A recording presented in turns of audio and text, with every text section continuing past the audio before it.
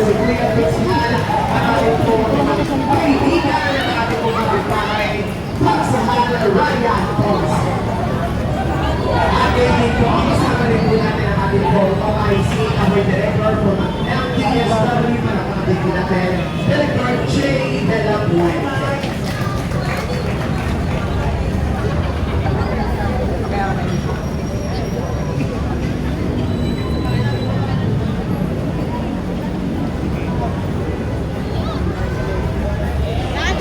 At sa mga pagkakataon po ito, tawagin po natin ang ating pong minamahal na sila at ipag-aral po sa atin. Palakpakan po natin, Councilor Ryan Ponce. Magandang hapon po sa ating lahat. Gusto ko lang ipaalala sa inyo ay ito natin sa pagsubok kung hindi paano tayo nadapa, ngunit kung paano tayo pagkakot. At ito'y binigay sa atin ng Panginoon sa napaka-perfectong panahon. Dahil ngayon na nangyari itong sakuna na ito, ang alkalde natin ay si Mayor Isko Moreno. Ang natin si Mayor Isko. Ang Vice Mayor natin, si Vice Mayor Chi Atienza. Alam natin na sa kabila na nangyari sakuna, meron tayong dalawang tao na sigurado natin masasandalan. Kaya huwag niyo pong kalimutan magdasal, pati ang kalusugan ng ating alkalde at ating pangalawang alkalde, magdasal nyo. Halos hindi na po sila natutulog sa dami ng trabaho. Maraming salamat po at kasama nyo kami sa inyong muling pagbangon. Maraming salamat po, Pagsahan Ryan Ponce. At sa mga pagkakataon po ito, tawagin po natin ang ating Vice Alcalde ng Lungsod ng Maynila. Palakpakan po natin, Vice Mayor Chi Atienza. Magandang hapon sa inyo. Ayokong tanungin kung kumusta kayo dahil alam ko hindi. Pero alam nyo, unang-una, at least nakikita nyo mararamdaman nyo na buhay lang kayo dito sa Maynila sa pangunan ng ating alkalde na tinulog. Pero pangalawa, alam ko masakit ang nangyari sa inyo. Nakikita ko ka rin bakas ng mukha nyo, ang ilang at hinagpis na pinagdaanan. Pero lagi may tatandaan. Ang Panginoon, kahit na masakit ang nangyari, alam ko may rason siya sa lahat. At lahat ng meron ngayon, wala man, kaya niyang ibalik yan ng buong buo. Kaya kahit na masakit ang pinagdaanan ninyo, pasalamat kayo sa Diyos na buhay kayo.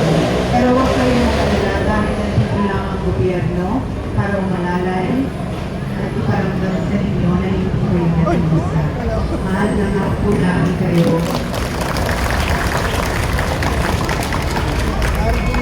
Ang maganda dito, kahit na nangyari ito at nanampalataya kayo sa Panginoon, naniniwala ako kaya niyang ibalik ng siksik liglig ang nawala sa inyo. Ngunit ang magiging maganda doon, pag dumating na kayo sa puntong doon, sakala niya, kasama niyo na ang Panginoon sa inyong mga buhay. Sa inyo, para maging maayos sa buhay. Maraming salamat. Kapit lang kayo ha. Kaya niyo yan. Maraming salamat.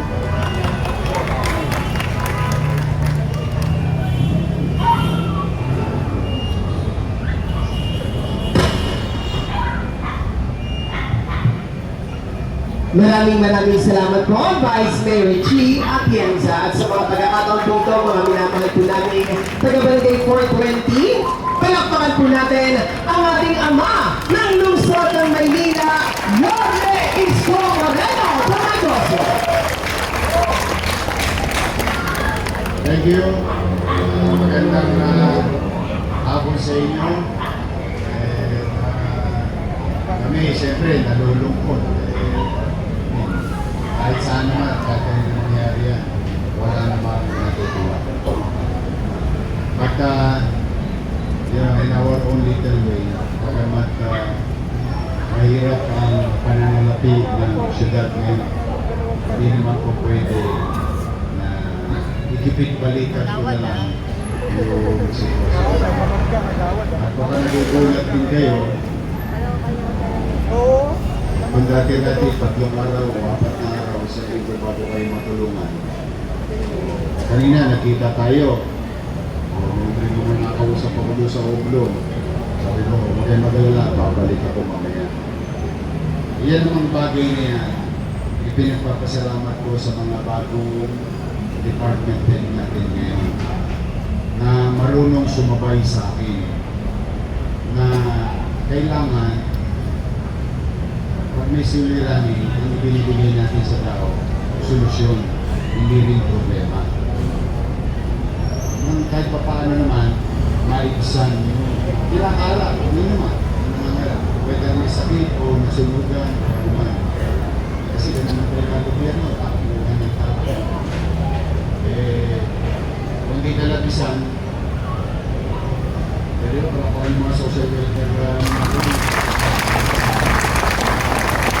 kinakain na kami na kayo, kanina. Tumisya na ba kayo? Sino ang gutom? Sino di ba makain? Lilipas din yan. Nandyan ang ating pinamumunuan ng ating bagong direktor, Jay De La Puente. Itong bago niyong kusyal, ang sipag din eh. Kahapon, kasama ko rin ito. Kanina, nandito rin ito. O dyan, si Ryan Ponce. Ang city administrator natin, dati yung konsihan. Si Attorney Wardy Quintos. Siya na ang city administrator ngayon. Talaga. Bilis nyo. Okay to si Chia. So, sabi ni Jose Raya, through the leadership of Vice Mayor Chi, naipasa na yung declaration of calamity sa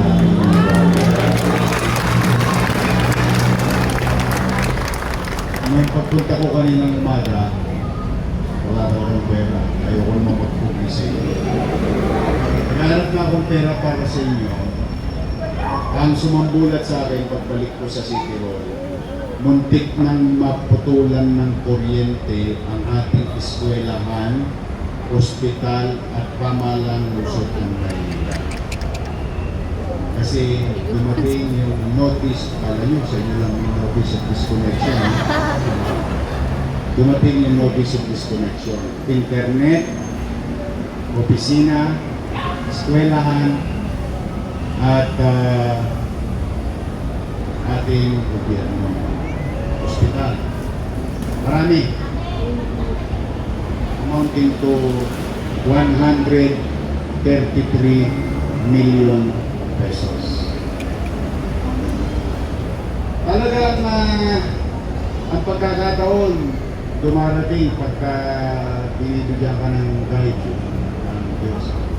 Eksakto naman, tinatawag ko lahat ng Meralco, PLDT, Smart. May meeting kami ngayong hapon. Kaya ako ngayon lang kakatapos lang. Kasi pinabibilis ko lahat ng construction nila sa kalsada. Lalo na itong Quezon. Yung dyan, ang tagal-tagal na. At yung iba pang bukay. At saka yung mga nakaw na kuryente, nakaw na tubig, and so on and so forth. Nagkaroon ng pagkakataon. So, kaya pumanatag kayo, buhay ang ospital ng Sampaloc.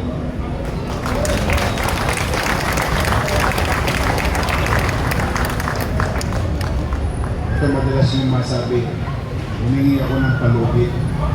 Diba sa bayarin? Sabi ko, hindi ako, pwede ka makasuyo. Bigyan nyo lang ako ng 2 months. 2 months lang. I-update ko ulit yung bayad sa internet, telepono, tubig, at saka tubig. Ng syudad. Pumayag naman kanina. Salamat sa Diyos. 2 buwan. Sino ba pwede ma-hold up? Turo nyo nga sa akin, hold up. But, hindi naman tayo susuko, may awa na Diyos. Yun din ang mensahe ko sa inyo. Kahit anong pagsuko, huwag nang susuko.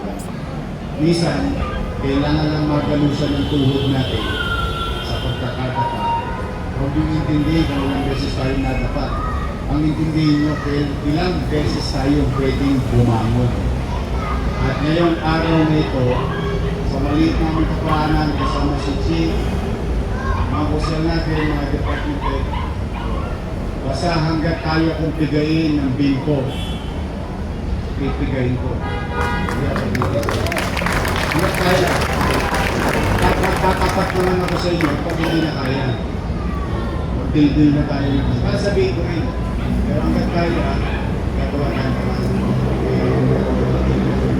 Ngayon, bilang pagtugon sa pangalang araw, ang nasunog, ngayon makabili kagad kayo ng gamit, bawat nasunugan na pamilya, at hindi nasunugan o nawater damage. Yung nawater damage, tatanggap ng 5,000 bawat isang pamilya. Yung mga nasunugan, tatanggap ng 15,000 pesos. Okay? Bago-bago na. Partida yan, wala pa tayong pera. Dati posang lang yan. Ngayon, ginawa ko 15. Kasi habang tumatagal, nagmamahal ng yero, nagmamahal ng 2x2, nagmamahal ng damit, nagmamahal ng pagkain. Sabi ko, i-adjust naman natin para marami kayong mabili man lamang ng mga gamit at kailangan ninyo. Kaya pagpasensyahan niya, iawa ay Diyos para usulitan Manila. So, huwag kayo mawalang pag-asa, makakaraos tayo. Ha? Makakaraos tayo. Sa mga lola ko, yun ang pinaka-install sa atin ng mga senior citizen. Malaking utang sa inyo ng Maynila. 3 buwan na. Hindi, itatama ko yun, ha? Mali yun yung ginawa nila 1,000. Hindi, ano yung pambolagas. Itatama ko, ibabalik ko sa tama. Pero, walang maiiwan. Butante, hindi, may sakit o wala. Hindi nakuha, updated lahat. So, sa akin yung marinig, nakasabihin nyo, dati 1,000 yan, bakit naging 500 ulit? Eh, alam naman natin, anong gusto nyo? 1,000 pero walang bigaya o 500 pero makatotohanan? Ano sabi ng mga matatanda? Ang nagsasabi ng tapat, nagsasama ng oh, pero huwag kayong mag-alala. Parating na yung museum. Yung birthday cake mo rin, kapalik ko yun. Basta kung ano yung nakukuha dati. Kasi ako ko na paraan. Pero ngayon, gawin ko natin yung problema. Ha? So muli, maraming salamat sa pagtitiwala nyo sa akin. Pero kalala, yung garbage crisis, napansin niyo ba, unti-unti na nare-resolve ba? Nararamdaman niyo na ba? Unti-unti na. Lord, ginawa ng Diyos, baka madami ko pa yan hanggang linggo. Sa Lunes, i-update ko kayo kung wala na tayong krisis sa basura. Pero alam natin isa't isa na malaki na ang nahakot na basura sa kalsada sa Manila. Tama mali? Hindi pa tayo titig. Hindi tayo titig. Hanggat basura. Para ma-normalize na ang hakot ng basura. Hindi natatampak sa atin. Yes, sir. Ay, yung baha. Oh. Yung baha, nag-order na ako sa barangay kanina. Nag-excuse lang sa akin si Chairman Regala. Kasi kasama siya dapat sa meeting kanina. Kung gusto niya maiwan dito, kasi maga-maga, sinabi niya sa akin yung problema niyo. Tapos kanina nag-excuse siya. Ang dinis ka sa aming mga chairman, mag-declagi. Yung lahat, ano. At patutupad ko na yung master plan ng drainage system ng Manila. Mahabaan nyo.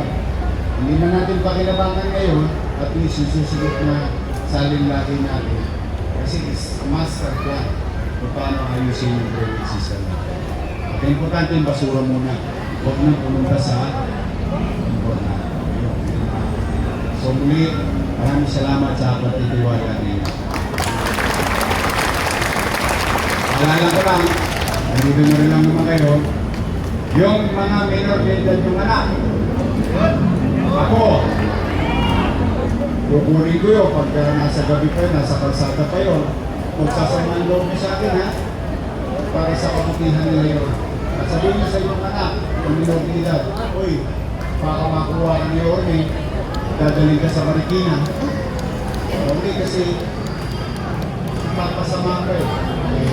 Minsan, ayaw pakinggan yung magulang. Eh, minordidad eh. Siyempre, mag-aalala yung mga magulang. May curfew na sa Maynila.